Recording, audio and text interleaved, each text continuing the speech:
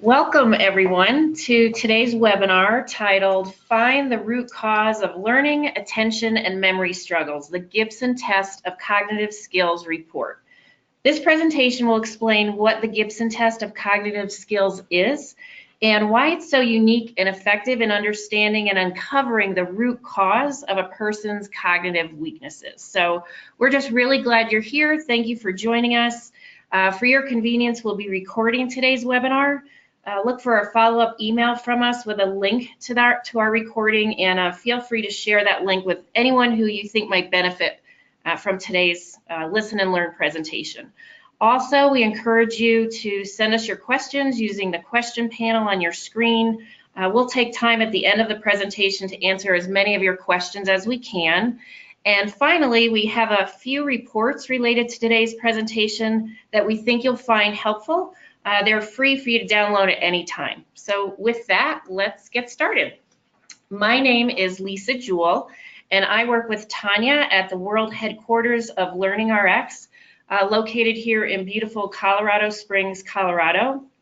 We'd like to begin our webinar with just a quick poll to get a better understanding of who you are most interested in helping today and the cognitive conditions that interest you the most. So if you would, take just a minute now to answer our poll question, and note that you can select more than one answer. We'll take just a minute for you to do that.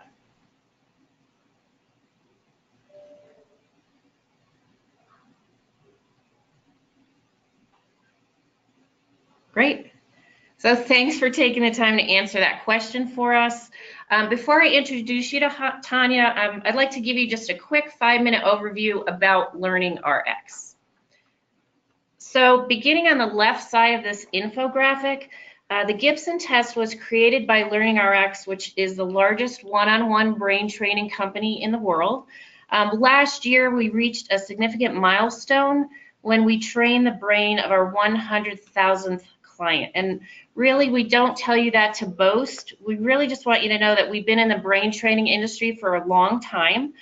We're super passionate about what we do and the positive impact that brain training has on children and adults who struggle with cognitive challenges.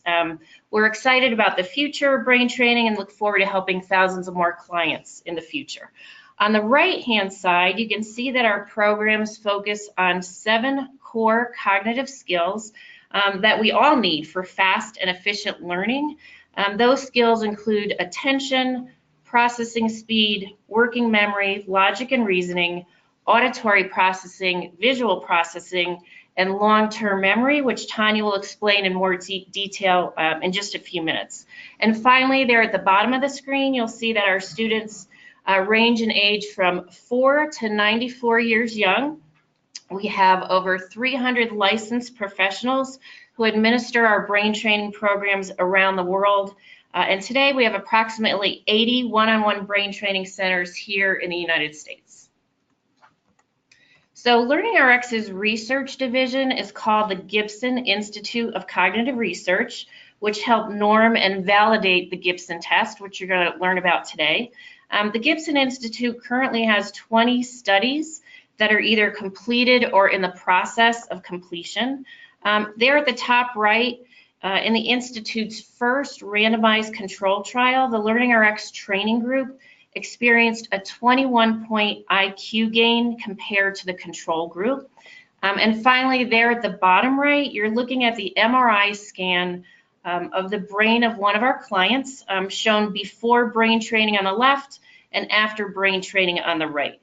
The Gibson Institute is currently researching the effects of brain training on clients living with traumatic brain injury, as was the case with this particular client, and also the effects of brain training on clients living with the first or early stages of Alzheimer's disease. So this map shows where our brain training centers are located in the US, and this map identifies the countries that we are currently licensed in. So with that, I'm excited to introduce you to Tanya Mitchell. Tanya has worked with LearningRx training trainers, delivering our programs for just over 20 years. She is our Chief Research and Development Officer, and Tanya, the mic is yours. Thank you so much, Lisa. Hello, everyone. I hope your your summer day is as beautiful as ours is here in Colorado Springs, Colorado. This is a picture of my family taken on a bridge just a couple miles from here. And so my father is Dr. Ken Gibson, who is the founder of LearningRx. He's also the creator of the Gibson Test. And so I've worked with him for over 20 years.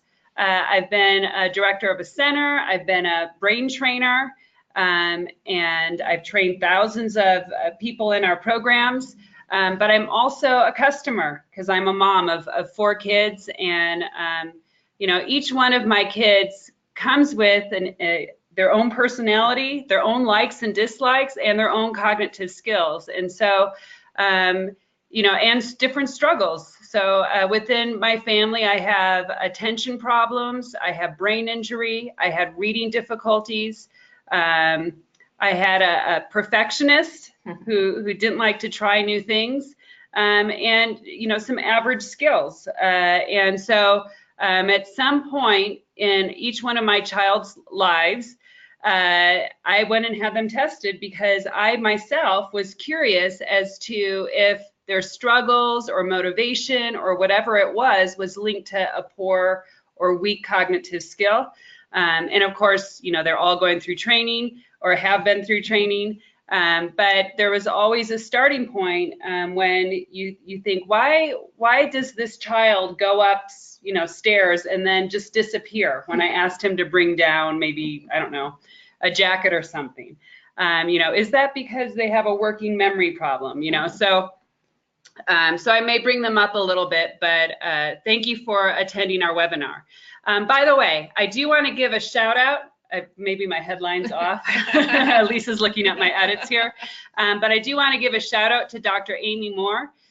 She is the executive director of the Gibson Institute of Cognitive Research. And last night, we found out that a ADHD study that we had on, you know, kids with ADHD and cognitive training was published in Dove Press.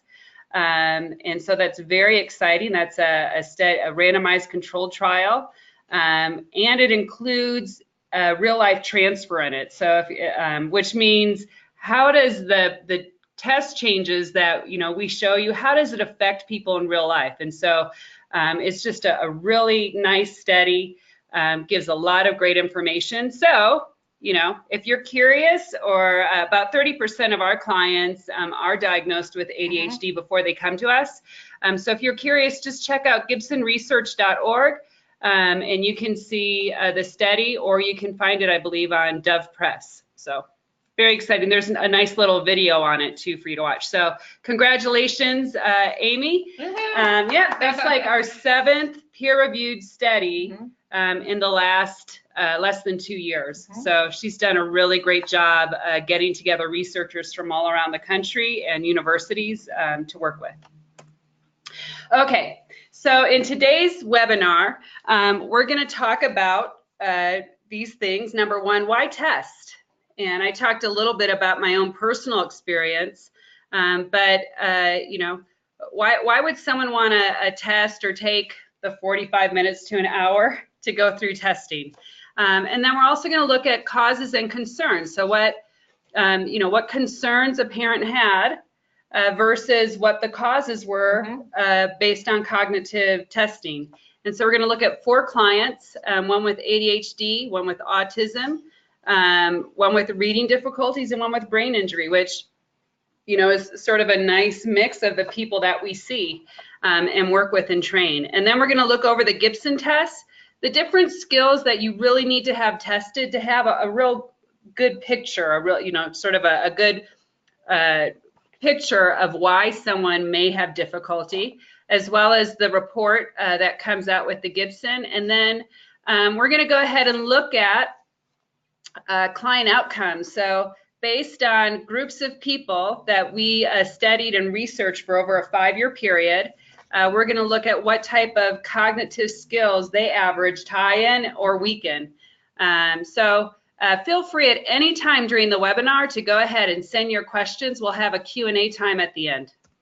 Okay, So as I mentioned, you know, I have these 4 kids, and I can tell, you know, one child, I want you to go grab the picnic basket, and tell another child, I want you to go grab the blanket and chips, you know, and quickly someone comes back, they've got the blanket, but they've also brought several other items that they thought would be good, and the other child is just like gone.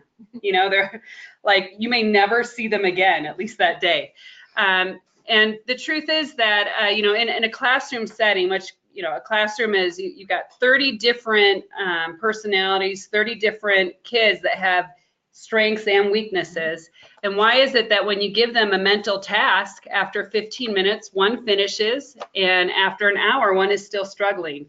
And we believe it is due to the different tools that they come with, and largely cognitive skills. So, you know, when we talk with family members or parents, a lot of their concerns go around, you know, these consequences on the bottom. So they notice that there's low motivation, you know, they're just not motivated.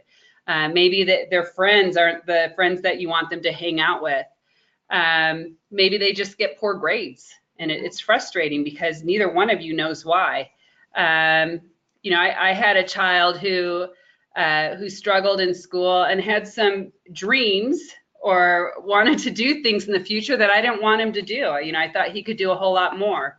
And so we have all these concerns as parents or family members. Let's say someone had injury, and so they're just not the same. That, you know, they've lost skill. And what are the causes of that? So we would believe that about 80% of these consequences here are due to cognitive skills. And only a small percentage would be due to motivation. And I do agree that if you've struggled year after year, like a lot of kids do, that you would lose your motivation. You know, you give up after a while. But why did you struggle in the first place? So these are our top 3 reasons why you would want to do cognitive testing. The first one is it eliminates guesswork. So, you know, we all have ideas of why someone has difficulty or doesn't perform the way they want to perform. But if you, number one, if you don't test them, then you don't really have a good, you know, understanding of where to go next. And number 2, you have to make sure you're testing all the areas that could be of concern, and not just focusing on, you know, I think they have a memory issue. Well, they could have a memory issue, but they could have several other skills that are weak that are making it difficult for them.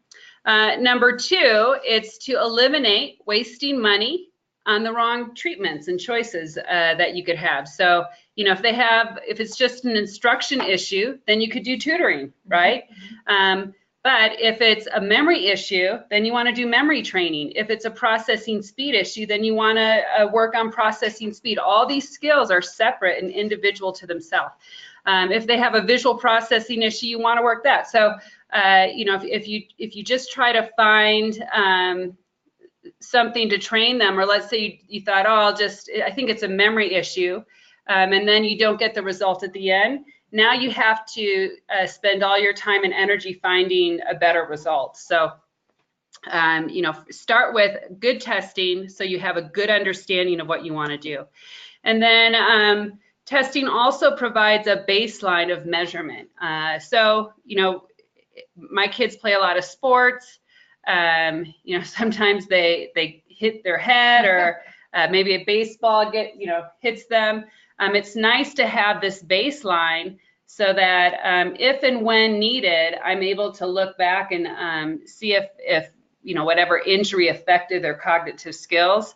And for myself, you know, I'm mid-40s now, and so my memory, I can see that my memory is not the same as it was. It's nice to have a baseline, because I know what I used to, as a trainer, you obviously have very strong skills. And so when you lose a skill like that, it really affects you. So I need to test again just to see if I'm the same.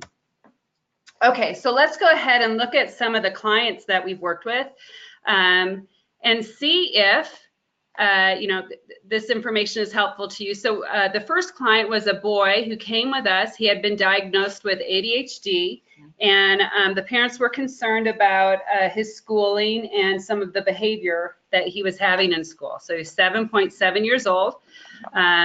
Chief concerns also included having difficulty focusing at home, easily distracted, couldn't follow multiple step instructions, and was mischievous. Nice little boy. He just had a lot of energy, right? Okay, so he went through testing, and on the left here, this is actually the parent observation. I'm going to go through what this is, but you can see how the parents scored him, and observation is super important, especially if you can connect it to a test result, because that makes you feel like you have probably a really good test result. So you can see that, the parents saw that the attention skills were a concern of theirs. Processing speed was a concern. I always like to look at maybe the top 3 or 4. So auditory processing was a concern, and academic performance was a concern. So the red and yellow are indicative of problems. Yes, and so this is orange, but parents, I always just go with the top 3 or 4 because parents don't always know how their child compares to others. So you have to sort of look at the top indicators. And then you can see these are the cognitive skills that the Gibson test looks at. The lowest skill was processing speed, and then auditory processing. So the observation actually makes sense with the test results here.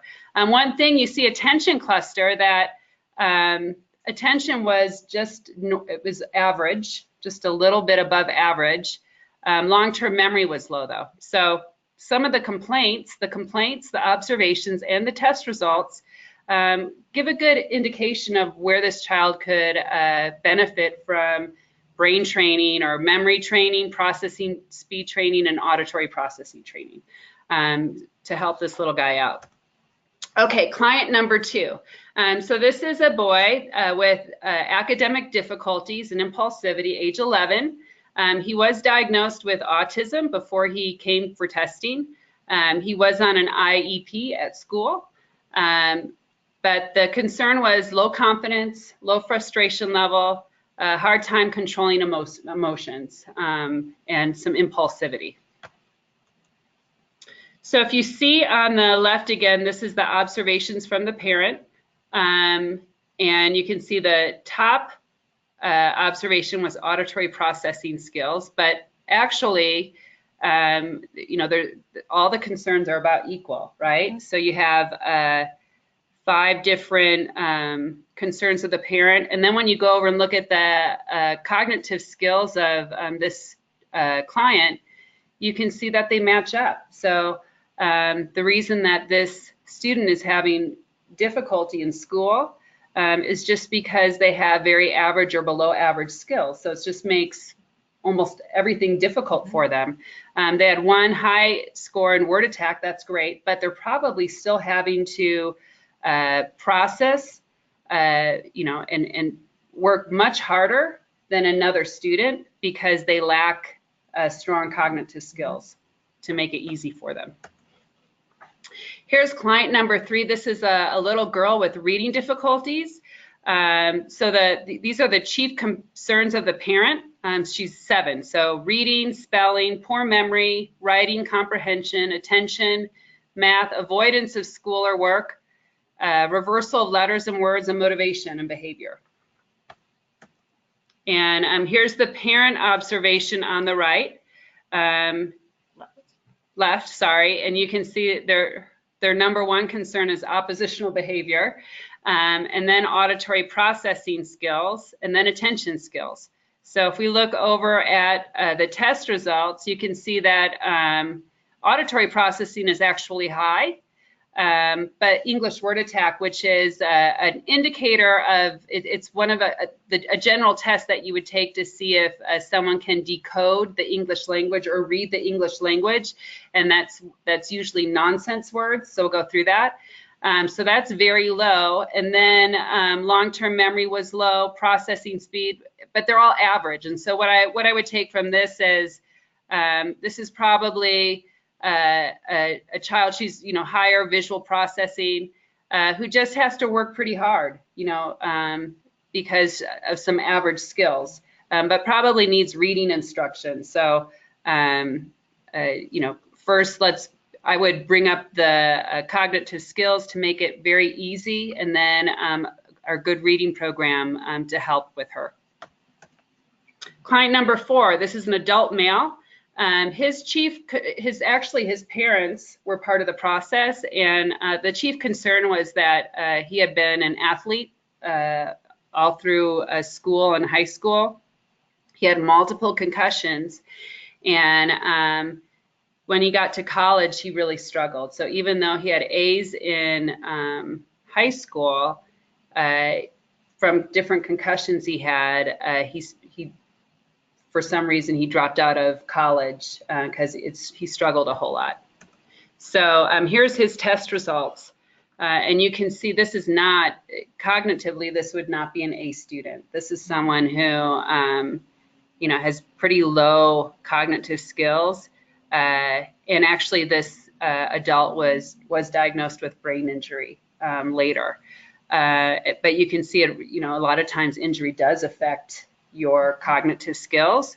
And he's a really good candidate for our type of personal one-on-one training. So these are the skills that were mentioned in the testing: attention, working memory, processing speed, logic and reasoning, auditory processing, long-term memory, visual processing. If you take away attention, those skills are the skills that you would test to create an IQ score, a composite IQ score. They're weighted a little bit differently, but you know, it's a very robust IQ score when we're talking about changing IQ. It's not one test, it's all these tests put together. And so these are the tests that you want to look at. This learning model is based on the Carroll Horn-Cattell model of intelligence, which is the same theory that most major intelligence tests are based on. And so that's why we're looking at these scores. So let's go ahead and look at some client outcomes. And these are pre and post test results. So this is before and after training. But for our discussion today, we're going to focus on the pre-test scores. And these scores were taken over a 5-year period. And all of these cases, they were diagnosed before they came to us. So they've been diagnosed with dyslexia. This is over 2,000 clients.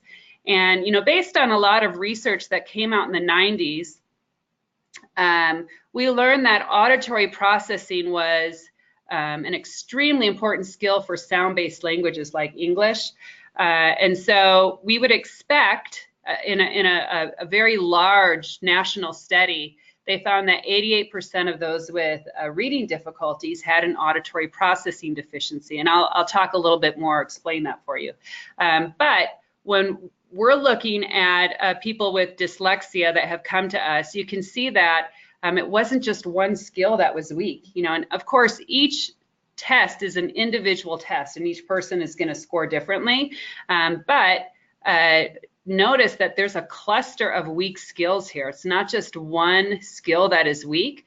And so this combination, of course, would be explain a lot why these people have difficulty reading. Not only do they have difficulty with auditory processing, but long-term memory and processing speed, which of course will definitely affect comprehension.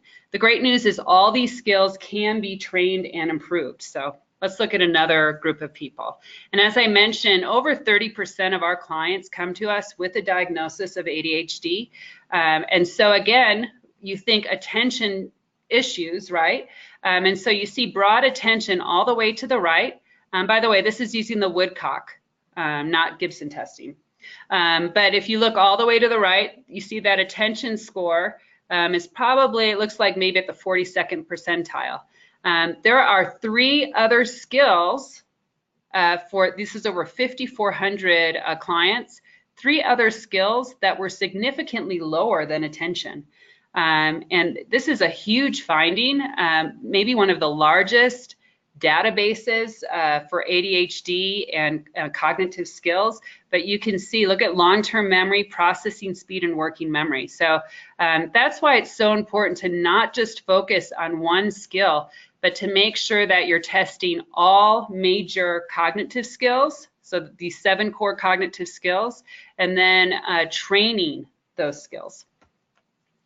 Here's clients that were on the spectrum, and you can see before and after look pretty good. In fact, what's great about all of these is it didn't matter that they had, were diagnosed with dyslexia or ADHD or autism.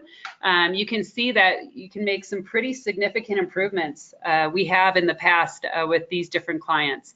And so you can see, again, it's a cluster of weak cognitive skills: processing speed, long-term memory, broad attention. And of course, anything below the 40th percentile would be below average. So working memory and logic and reasoning here. And then here's traumatic brain injury. Most of the traumatic brain injury cases that we've worked with were adults. And so a lot of them were soldiers. We're here in Colorado Springs, Colorado, so we're surrounded by different military. And so a lot of our studies has to do with soldiers, but we've worked with sports, athletes and children as well. And you can see again, you're looking at any skill below the 40th percentile would be considered below average. What's interesting is you can see that most of their skills were below average before they came to us. And then afterwards, most of those skills were above average. So that's pretty incredible. But lowest skills: memory, attention, and processing speed. Okay, so let's talk a little bit about the Gibson test of cognitive skills. So we have 2 forms of the Gibson test. One is a digital form and one is an in-person test. The digital test is the largest normative database of adults and children of any major digital cognitive assessment. So that's great. It also measures auditory processing and word attack. This is an English word attack. Which is huge for anyone that would want to, test large groups of people or really focus in on auditory processing, especially in a culture that requires such strong auditory processing skills, because as I said, that's the #1 skill needed for reading and spelling. And that's going to affect your writing, your comprehension, and then in the future, of course, job choices. This has has very strong psychometric properties, and the digital version is in over 14 languages. So, that's pretty impressive. And like I said, if you go to a center, you take it in person or you can take the digital testing. The great thing about in person, if you're able to do that, is that the tester can then also add observations. So, if a test result seems a little off, maybe the person, I don't know, maybe, here in Colorado, deer run by all the time. Maybe a deer ran by and they watched the deer, or maybe they had to go to the restroom or something. So the observation is a good part of it.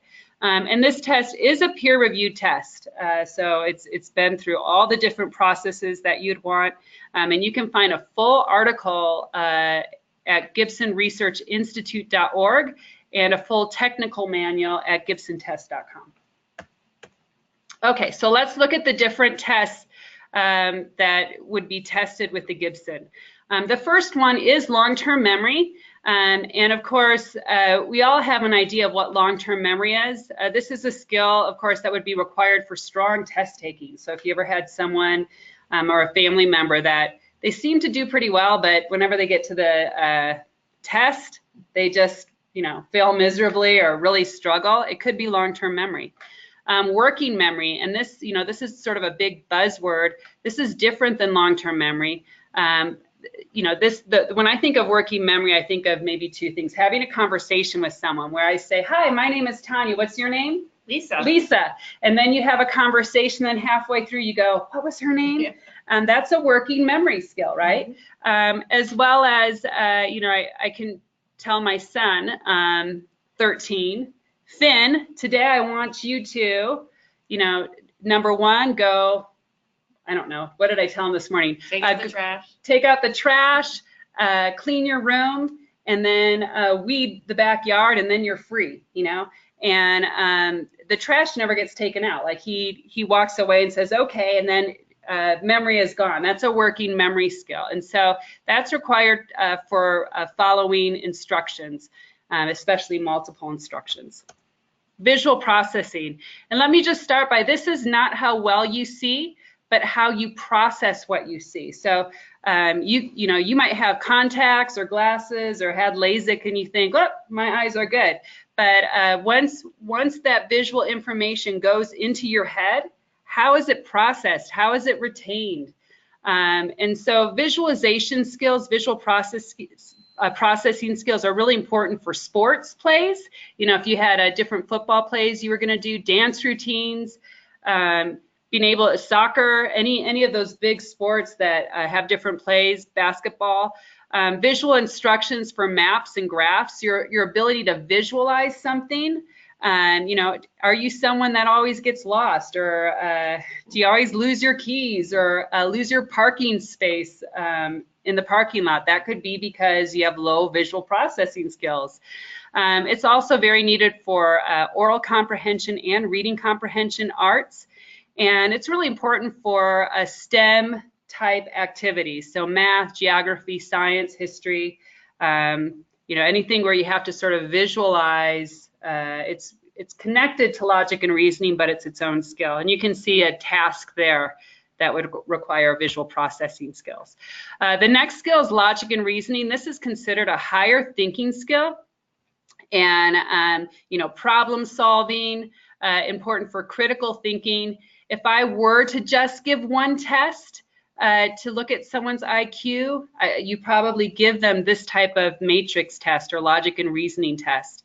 And logic and reasoning is really important for things like math word problems and creating solutions. The next skill is processing speed. And you probably noticed that a lot of the you know, clients that we worked with had low processing speed. You know, if things take you longer, that can be super frustrating, and maybe, you know, take away motivation to do something or to complete something. So that is a skill that can be improved. It's a lower skill, so it takes a little bit more training. But obviously, if you can do things faster, you can be more productive. You can do better on time tests. You can get your homework done so you can go play. Very important skill for people. Auditory processing, and again, processing, it's not how well you hear, but how you process what you hear. And specifically, auditory processing is a big area, but specifically we're looking at a skill called phonemic awareness. And so if I say prelf without the f sound, what would you say? Prel. Prel, good. And say malfrancid without the n sound. Malfrancid. Okay, and now she sees this in front of her. The real test, you'd only hear, right? You wouldn't see. So again, this is the #1 skill needed for reading and spelling for an English or for a sound-based language.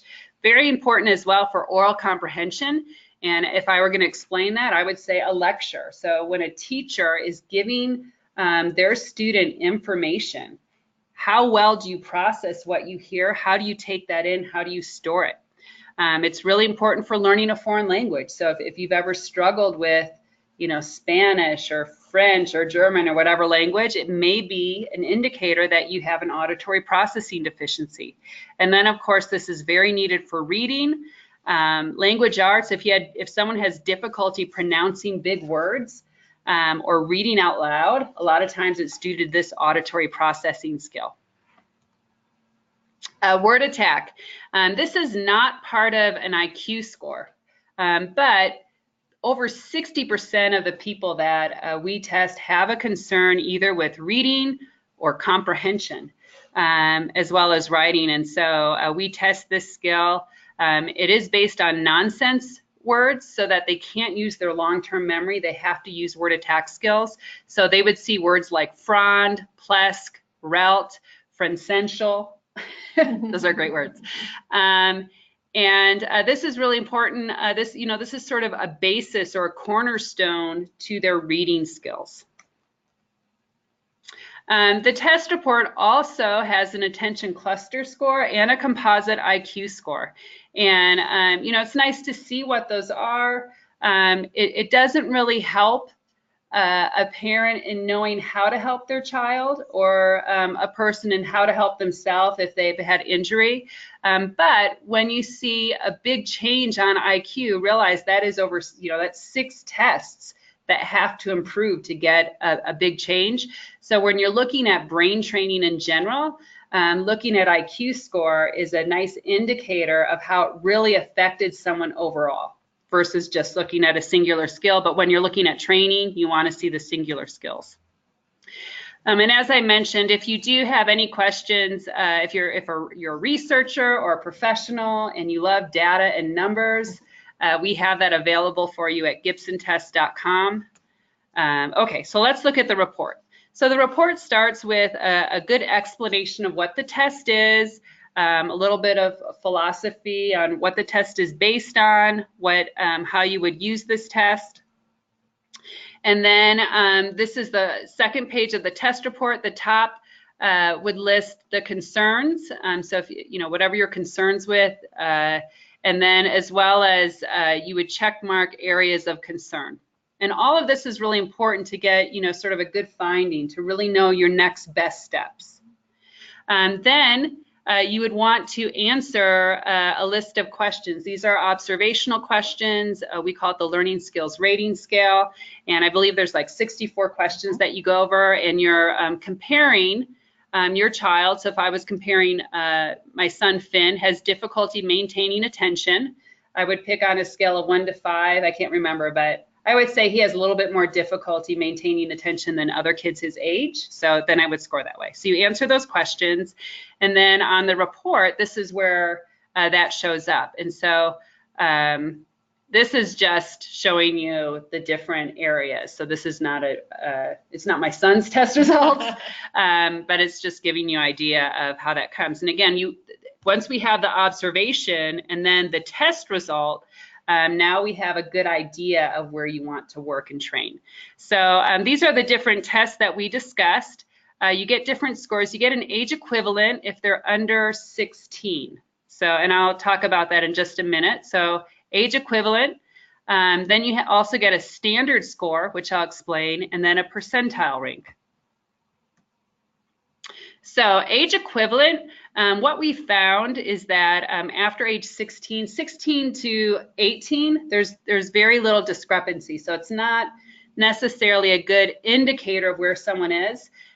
So you get an age equivalent if they're under 16, because we all understand age a little bit. So it's real easy, if I think, well, I have a 7-year-old, I have a 13-year-old, it gives you it's nice for parents, but it's not great science past 16. Okay, so let's look at the other scores here, the standard score and percentile rank that also come up here. So this is standard scores, and you see on the bottom here, you have standard scores. 100 would be average standard score, and then on the bottom you see percentile rank, where 50 percentile would be equivalent to 100 standard score. So when you take an IQ test or you're given an IQ score, that is a standard score. So you can see here, if you had a IQ of 110, that's about a 75 percentile rank. Okay, so, and this is, if you're a real detailed person, I'm sure that this could change based on what you're looking at, but it just still gives you a good idea. The reason that researchers like standard scores is because if you look at it, it's evenly spaced, right? So it's evenly spaced, where the percentile rank is not evenly spaced. So you can see the 75th percentile here is equivalent to 110 standard score, where the 90th percentile is equal to 120, and then the 95th, right, it's not spaced, it's spaced differently. So that is all I'm going to talk about for standard scores, but they are there if anyone asks. But let's go ahead and look at percentile, because I think it makes some sense for parents and adults. So if you were to take the test, so as a 45-year-old, if I were to take this test, then the percentile rank will compare me to other 45-year-olds. It's like this. If I were to put 100 45-year-olds in a row, right, where would I rank? And so if I took a test and got the 61st percentile on a test, what that is saying is there are 60 people that scored below me, and there are 39 people that scored above me. So 61st. So how that looks on here, you can see that the highest you can get on a percentile test is 99. So don't worry if you're, really aggressively competitive. You can only get 99. But it goes anywhere from below 1 to the 99th percentile. And then again, an average score would be between the 40th and 60th percentile. Now, as a parent, my goal would be to have my kids test above the 80th percentile, because I think it just gives them a lot more options in life, helps them be more competitive. It makes things a lot easier for them. So, like I said, I have one child that she's always done well, been successful in everything she does. But boy, if I could just get all her skills above the 90th, then, when she tells me I want to be an astronaut, I say, okay, you probably can, you don't have to take away any of their dreams or lower anything. So, and for some of the highest, colleges or universities, they're going to require very high cognitive skills. You'll also get this spider graph, and what this really shows you is, where's the missing pieces. So if this is, someone's ability or what someone could do, where are the gaps? What fills in those holes for them? And of course, they would equal each other. So, okay, so we're going to start answering some questions. So go ahead and type in your questions now. And hopefully if we get to everybody's questions, that's great. If we don't, we will get to them after the webinar. And I encourage you, if you're close to a local LearningRx center, that you can find LearningRx at LearningRx.com. You can find your center, just put your zip code into the Find a Center on the top of the screen, or you can call 1-866-BRAIN-01, and you can put your zip code in there, and it will give you like the closest centers within 50 miles. Correct. 50 miles. 50-mile radius. And then, we do have international attendees with us, and you saw that we are an international program, and we do international testing. So if they're not in the area, you can visit Gibson.com. And you can purchase individual tests. If you're a professional, you can also purchase groups of tests at wholesale pricing, which is nice. And then just a little plug for LearningRx. I know I've talked about it a little bit, but LearningRx.com is LearningRx is a great company to work with. That's why I've stayed here over 20 years. It's nice to work with a lot of people, like everyone, who loves to make a difference. And if you want to see some of the differences that we've made in people's lives, I encourage you to visit learningrx-reviews.com. We have, I think, like 2,500 testimonials from different centers, as well as studentshoutouts.com that has video testimonials, from real life students. So you get to hear their story from their mouth. Awesome. All right. Tanya, thank you. So why don't we go ahead and move on to questions at this point. We're collecting those now. And here, Tanya, here's the first one. This attendee asks, my child really struggles. Can LearningRx help people below the 10th percentile? Yeah, so I don't have the research study in front of me, But we have worked with students with very low cognitive skills, and we have not found a group of people that we couldn't be helpful for. What I would say is if someone does test below the 10th percentile, you know, that would be a student that we might work with for a long time. And it'd be great if a family member were willing to also do some of the training, because it could be over a long period of time that we would need to work with them. But yes, so we worked with people with very low cognitive skills, just like that brain injury case, and they've been able to improve their skills. Awesome. Here's another question. How much is the testing? What does it cost? So the testing ranges anywhere from maybe $200 to $300 across the U.S. That is an excellent price. That also includes a 1-hour consultation. And if you were to go get this type of testing, you know, elsewhere by a professional, you would pay maybe 10 times that. So it's a really great deal. We do not diagnose. Some of our, within our system, we do have professionals and doctors, but our goal is not to diagnose. Our goal is to focus on skills that we can train and improve. So, you know, it depends upon what you're seeking, but if you're seeking help, I would start with our LearningRx testing. Okay, great. Here's another one. How long is LearningRx program? So the minimum program that we have, and you know, I mean, if you think of any personal training, there's going to be a length of time to it. You know, starting at around 3 months would be the minimum, and we go up to 8 or 9 months.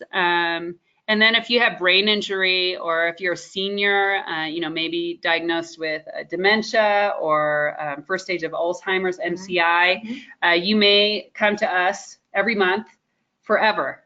Keep your skills up. So. Okay. Here's another one. What happens when observations don't match the test results? So that's a good question. It doesn't happen a whole lot. So, you know, the test is, you know, normed on thousands of people. So it's a very good test result. But like I mentioned, the test taker could sort of be off track. And so observations are really important. That's why you want to have both. You know, you could retest them again, but it's probably good to just go to training, to create a plan and start training. Tests are, you know, 3 to 5 minutes of time. So you could have an off result. It doesn't happen very often though. I feel pretty comfortable with the test result, especially if it sort of links up to the observation. Okay. I think you may have answered this earlier, but just to let us all know again, how long does the test take? So the test takes anywhere from maybe 40 minutes to an hour. I would probably average about 45 minutes. Okay. Here's one. Can a 4-year-old take this test? So the minimum age on the test is 5. I think we did have 4-year-olds take the test, but if the minimum age is 5, then they can't test below 5. So that means if you get 0 correct, you still test as a 5-year-old. So I would say 5 and up, and even at 5, you're going to be looking more at someone's strengths than their weaknesses. That doesn't mean that you don't want to help 5-year-olds. So one of my first students came to me because his parents were told that he needed to stay behind, you know, stay in kindergarten again or repeat kindergarten, and they didn't want that for him socially. And so he went through training, and even though it doesn't show a big, you know, boost in skills because of the minimum age of 5, he did go into first grade and he was in the top reading group, you know, so I don't want to discourage people from getting training at that age. It just isn't a great test result, if that makes sense. Got it. Do we test children with autism? So we do not diagnose people with autism. Our goal, if we're working with people with autism, is to strengthen their cognitive skills. So, you know, if they have goals or you have hopes, that they're more likely to accomplish them. So my nephew is on the spectrum, and he went through the training, and it helped him read better. And it helped him communicate better. So, you know, he used to not talk to me, and after training, he would have conversations with people. So that's sort of the type of changes. You know, they're able to go to movies, maybe they've never gone, or go to a party, just communicate better, read better, maybe do academically a little better. What type of LearningRx programs are implemented after the Gibson test is completed? What type of programs, LearningRx programs, are implemented after the Gibson test is completed? So it depends upon what someone wants improvement in. So, you know, if you come to us, we test because number one, you know, the brain training industry as a whole, we want to see what can really happen for people that are trained, you know. So we want to measure ourselves. We always want to improve ourselves. As Lisa mentioned, our programs have been around for over 20 years. You know, we've used over 30 tests to measure improvements, and we always want to do better. So that's one of the reasons we test. Actually, for us, it's probably the only reason we test, is just to measure our improvements. But to also find answers for parents. So LearningRx has programs for reading, math, study skills, comprehension, cognition, you know, and if you have, I always, a good example is, let's say you wanted to get in shape, and so you went to a gym, you know, for physical personal training. And maybe, you know, everyone has different bodies, right? So I go in and I want stronger arms and thinner thighs, let's say. That's true, actually, that's the truth. I'm still probably going to do a really good sit-up, a really good push-up, some strength training and aerobics. So, and you know, someone else can come in, a little kid could come in, maybe they have to lose weight. They're still going to do the sit-up and push-up. So a lot of the exercises work for anyone of any age with any diagnosis, if that makes sense. You're just going to focus. You're going to focus individually on whatever that person wants, where they want to see improvements. That's where you're going to focus. Great. So you mentioned in the presentation there's a digital Gibson test, there's a paper Gibson test that's implemented in center. This question is, does the Gibson digital test score and generate graphs for you? It does. It does. Both of them will come out with the report that you saw. The nice thing is, with the in-person testing, you get a consultation as well. If you're not close to a center, we do have other options for you. You know, if you contact sales@learningrx.com, we can give you some other options, or you know, help you go over those test results, and give you an idea. Great. And how long does that consultation last? It's under an hour, but it's about an hour. So we schedule an hour of time to talk to you. And you know, our number one goal in consultation is to listen to where your concerns are.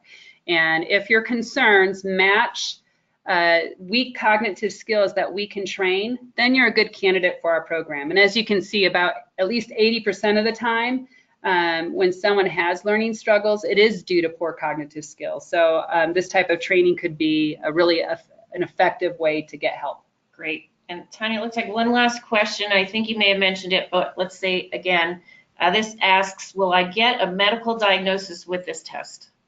No. So we do not give a medical diagnosis. We leave that to the professionals. But as I mentioned, we do have some professionals in our system that are doctors. And so they individually, you know, could do something, but as a program, you know, as a system of centers across the country, our goal is to actually work with professionals and you know, also keep them updated. So if you had your child go to a psychologist and now you want to go through training, we'll update the psychologist for you, is to work with professionals and then train the skills that you see and that we test. So great. So thank you guys so much for attending the webinar. This is a recorded webinar, which means you'll all get a link to the recording when we're done. There were 3 handouts listed here, and I don't know if you downloaded those. We'll also have those in the email, or links to these. That includes the client outcomes results report. That is the report where I showed you different subgroups of clients that we've worked with. There's a Gibson Test brochure, which goes over information on the Gibson Test. And then there's a sample Gibson Test report. That's a made-up test. So that's nobody's information that we're giving you, but you can see what that report looks like. And I urge you and encourage you, you know, it's almost July. Now is the time to go get tested. You get those tests on file, and not a better time. You know, our centers are quite full in summer because it's such a great time to get a boost right before school starts again. So I encourage you to visit one of our centers, get tested, and you know, start getting help wherever you want help. So thank you so much. For those of you that have also sent in other questions, we will reach out to you individually. So have a great day and enjoy your summer. Thank you.